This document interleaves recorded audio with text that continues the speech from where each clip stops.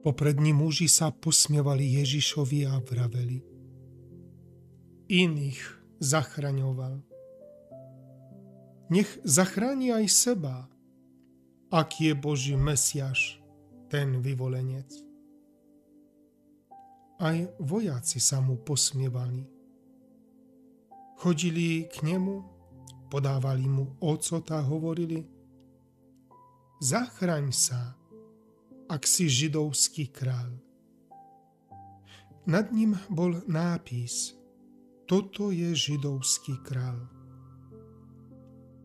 A jeden zo zločincov, čo viseli na kríži, sa mu rúhal: Nie si ty Mesiáš? Zachraň seba i nás. Ale druhý ho zahriakol: Ani ty sa nebojíš Boha?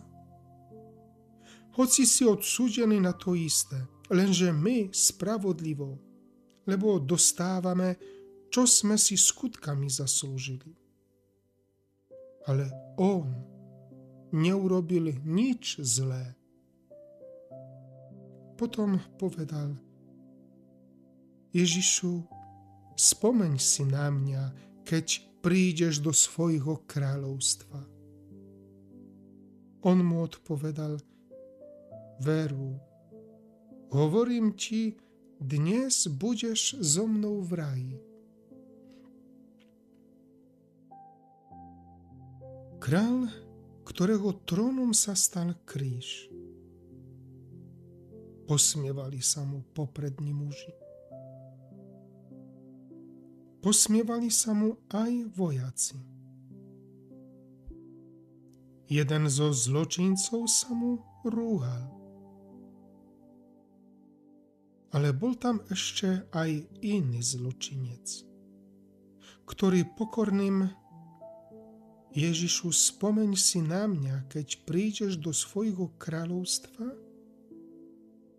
našiel cestu k jeho srdcu a tým aj cestu k záchrane seba, k svojej spáse. Aby sme aj my našli cestu k srdcu nášho kráľa.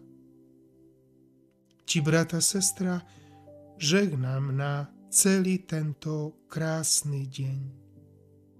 V mene Otca i Syna i Ducha Svätého. Amen.